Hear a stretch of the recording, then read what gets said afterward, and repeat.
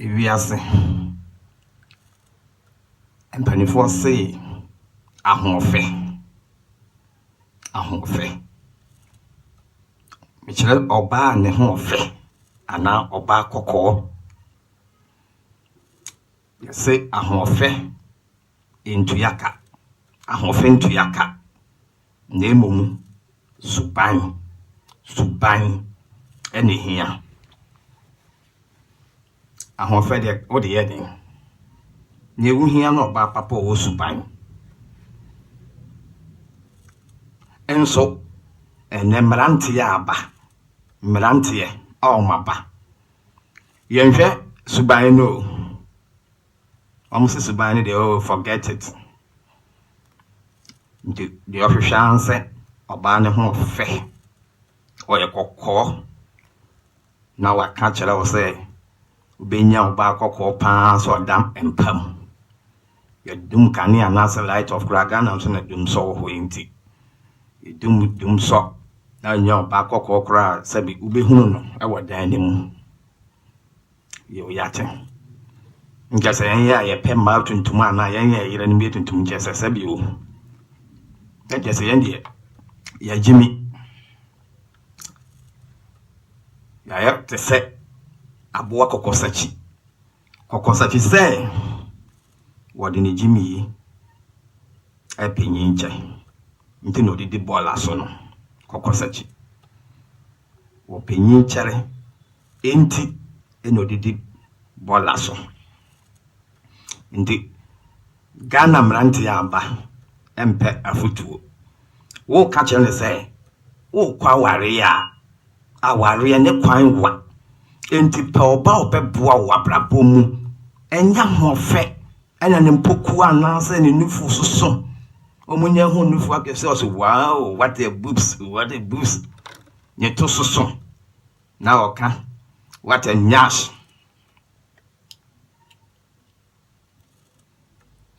wo mu hu to akese sa ade anchese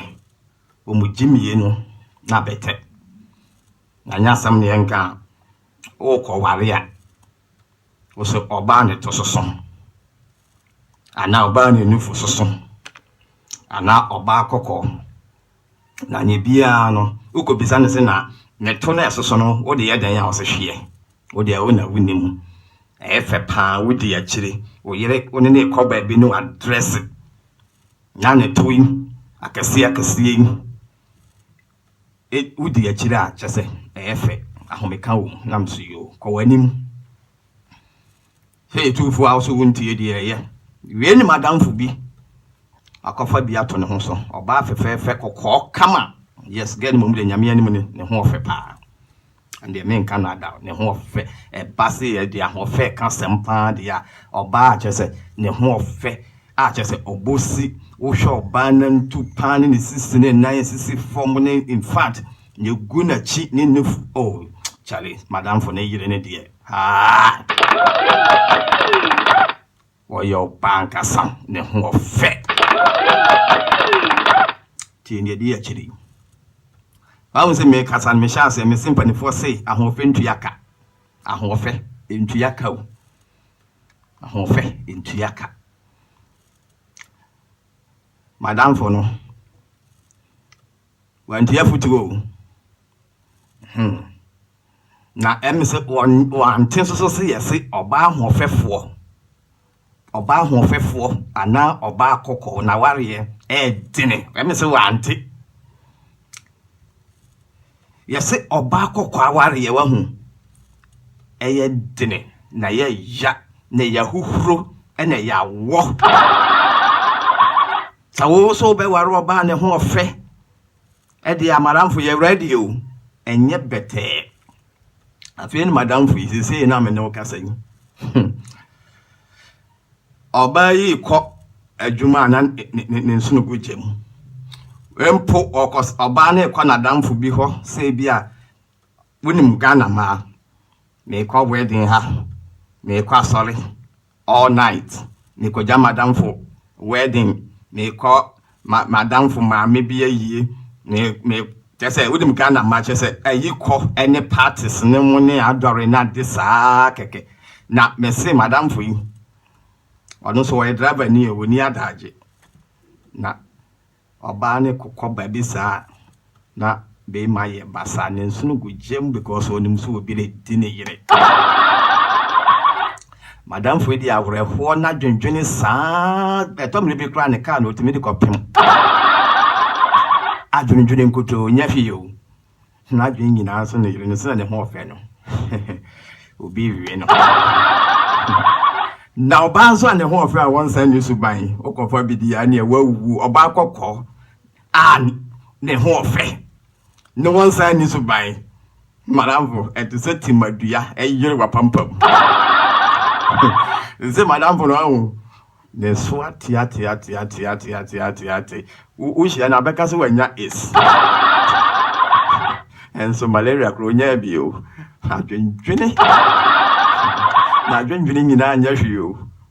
nkrofo de adwene na adwene aye bibi sɛ yɛde yɛ aeroplane ne mu yɛde adwene bibi aye bibi no de adwene ne yere to ho nim sɛ obi le di ne yere bitufo to bo asa brante oba kokɔ aware ɛya huhuru ɛna yawo wanyɛ kɛfo ahu ube dwane onamu mirika pa na wo de fie no ayeden akyɛ no na wanka san kra anyɛ kɛfo abɛkɔko ntɔkwa bi ɛbɛwi ase ne de wakɔ hyem de hona wo na wo nsam mu prison no obi nso yɛ den ɛde di no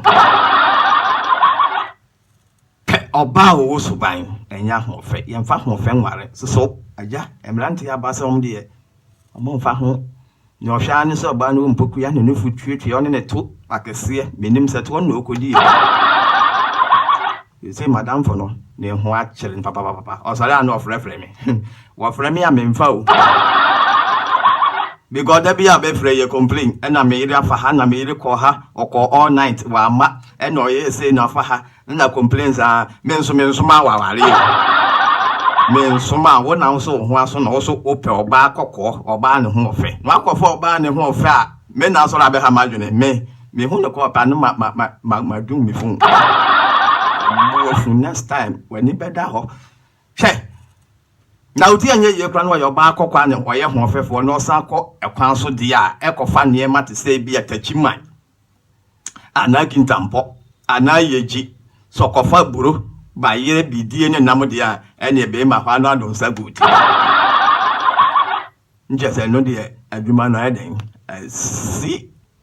next time wo de betu ho fo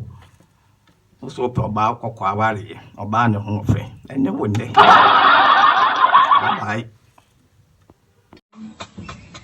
salam alaikum wa alaikum salam